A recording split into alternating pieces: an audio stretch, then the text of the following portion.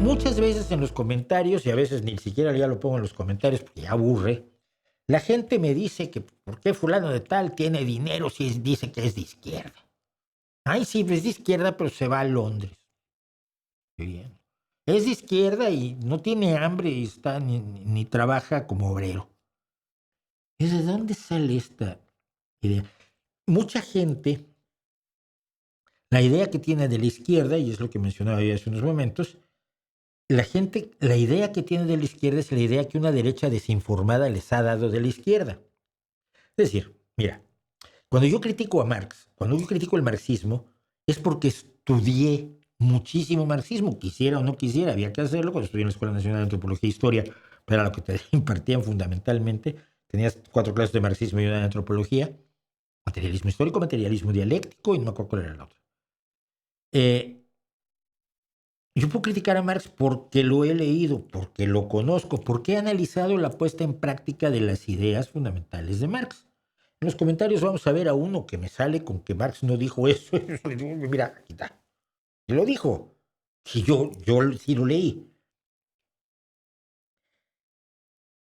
Pero Laje no ha leído a Marx. Entonces, que tiene una idea caricaturesca de lo que es el pensamiento de izquierda. Ya lo demostré alguna vez aquí en un video comentando las barbaridades que decía sobre cómo se vuelve la gente de izquierda. O sea, cosa absolutamente esperpéntica. Y lo que dice Laje es lo que luego escuchan otros y tratan de crearse una composición de realidad de la izquierda a partir de esas ideas. Y, o sea, es la caricatura de la caricatura de la caricatura. Y parte de la caricatura es la idea de que la izquierda exalta a la pobreza y odia a la riqueza. Es una mala interpretación de lo siguiente.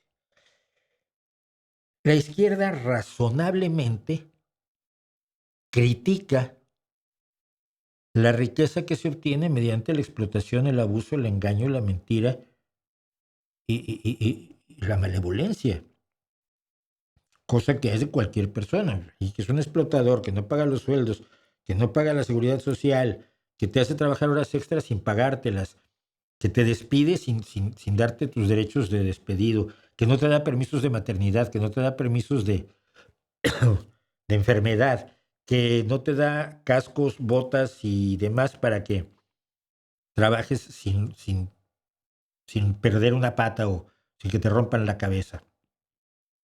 De eso vamos a hablar también de otro sindicalismo más adelante. Esa es una riqueza que parece injusta, ¿no? Parece absolutamente depravada y criticable. No porque sea riqueza, sino por la forma en que se obtuvo. ¿Sí? Y el que esté uno del lado de los más desfavorecidos, de los más pobres, de los que menos oportunidades tienen, de los que no pueden ir a la escuela, de los que no tienen buenos médicos, de los que viven en condiciones indignas, de los que no tienen suficiente ropa, de los que no pueden mandar a sus hijos ni siquiera al club deportivo a practicar un deporte, no quiere decir que exaltemos la pobreza. Habrá algunos que sí, pero no es la regla general. No es la regla general. Por el contrario, si tú hablas de la distribución de la riqueza, no estás hablando de la distribución de la pobreza, ¿no? Inmediatamente ahí se ve la diferencia. Yo no quiero que todos sean pobres, no puede ser que todos sean ricos, pero sí puedo pedir que todos tengan una vida digna, sin carencias horrorosas, lo que es sin escasez. Lo menos que puede luchar, por lo menos por lo que puede luchar la izquierda, es por un mundo, una sociedad post-escasez, donde no haya escasez. Luego la abundancia tendrá superabundancia y habrá quien tenga un Lamborghini y habrá quien tenga un cochecito muy modesto. Pero no habrá quien no tenga zapatos. Bueno,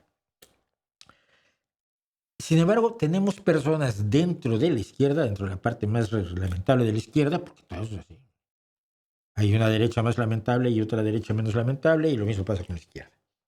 Tenemos gente que refuerza estos estereotipos y hace difícil combatirlos. Miren, pasó lo siguiente hace un montón de años.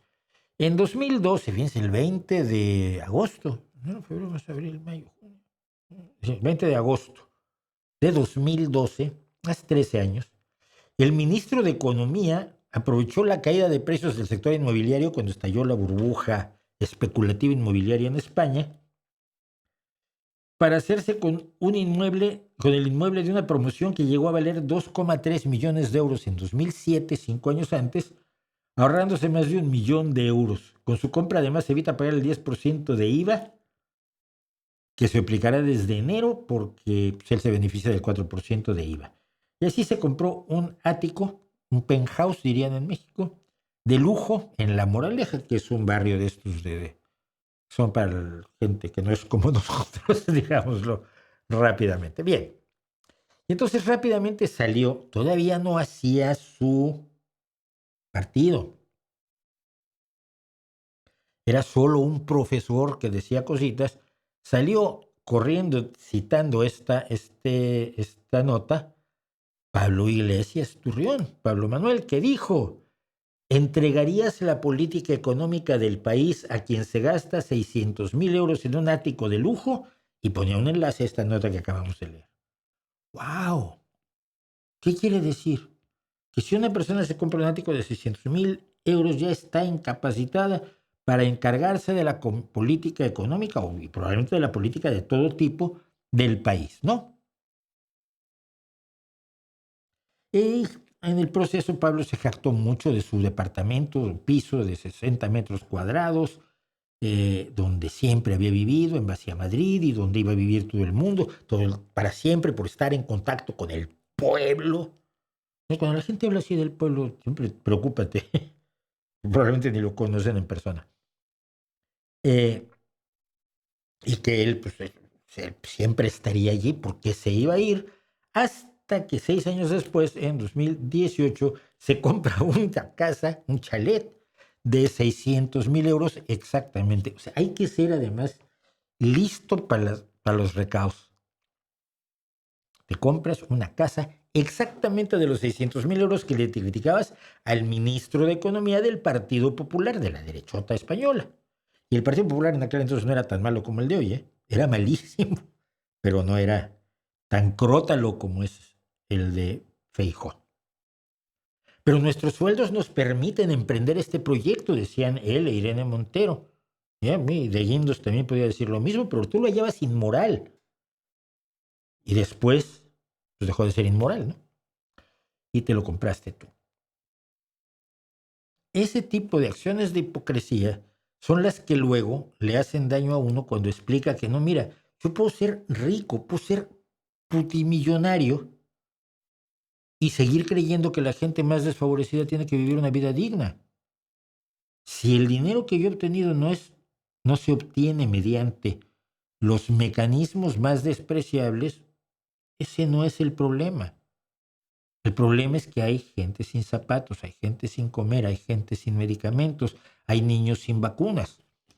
Y entonces hay que luchar en favor de esa gente y vas a luchar mejor para esa gente si tienes un pequeño estudio con un pequeño canal de YouTube y tienes un trabajo que te permite dedicarle unas horas de esto a la semana, porque de esto no vas a vivir. Porque si yo estuviera en las condiciones de los más desfavorecidos de América Latina, por ejemplo, pues no tendría un canal de YouTube.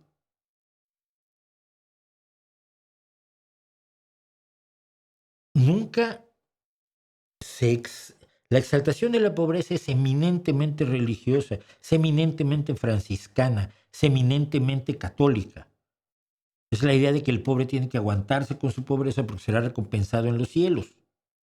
Total, como nadie ha regresado a decir si la recompensa te la entregan en efectivo o te la ponen a plazos o no existe ni siquiera la otra vida, pues puedes prometerlo con toda la tranquilidad del mundo. Es lo que promete la iglesia. No vale la pena luchar porque aquellos que tú ves que están peor que tú estén un poco mejor, que vivan dignamente. Y eso no tiene nada que ver con la cantidad de recursos que tenga uno incidentalmente.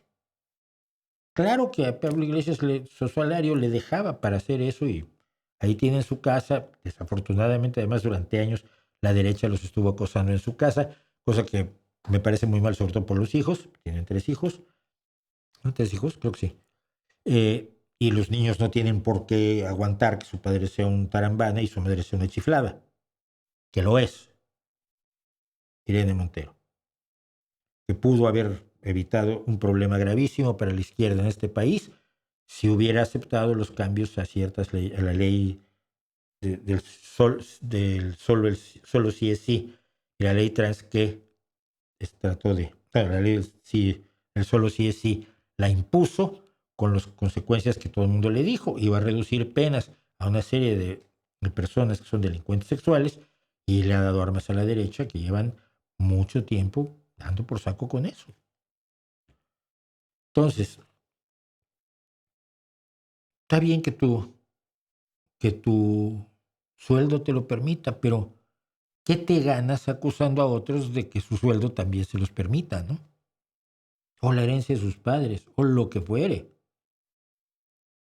Mientras te vas al populismo y a lo visceral, odien al ministro porque tiene un ático de 600,000 euros, pierdes la vista de lo esencial. ¿Cómo obtuvo esos 600,000 euros? ¿De dónde sale la fortuna de esa familia? ¿Es legítima? ¿Es ilegítima? ¿Han estado acaso traficando con armas, con drogas?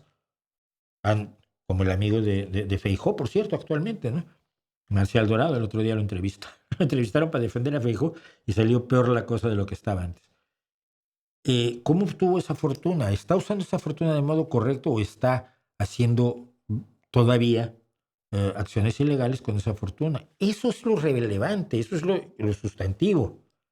Pero el populismo se va muy fácil a lo superficial, y luego los que tenemos que pagar el pato somos los que tenemos que explicar que también en la iglesia hay diferencias, como hay una diferencia entre Macron y Hitler, por mucho que ambos estén en la derecha, y que yo me quedo mucho antes con la derecha de Macron que con la de Hitler, por supuesto.